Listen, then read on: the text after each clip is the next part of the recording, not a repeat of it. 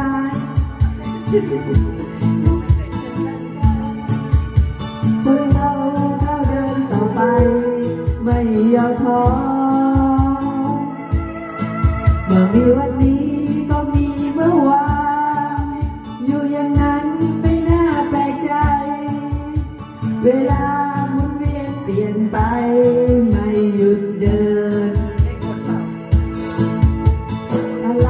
ที่ยังมั่วเก็บคำถามนั้นไว้อีกที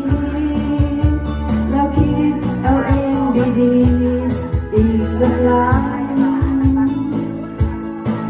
จะมีอะไรที่จะน่ากลัวเท่ากับตัวเราคิดมากไปเฉยๆให้มันเป็นไปบ้างแหละดีให้มันเป็นไป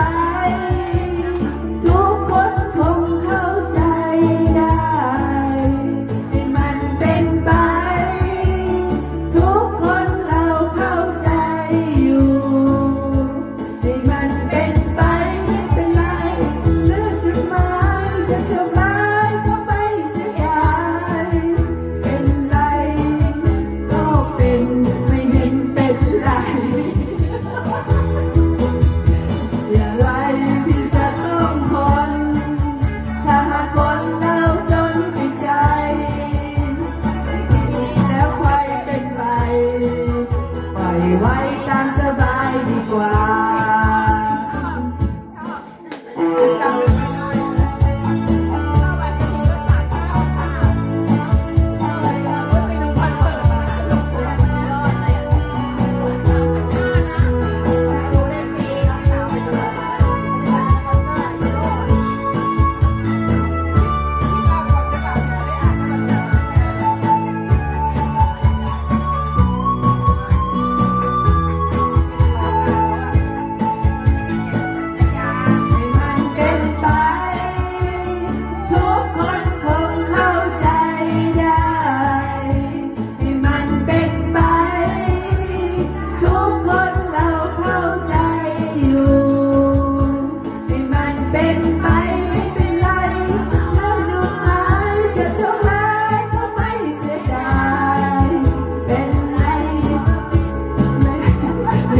เป็นไร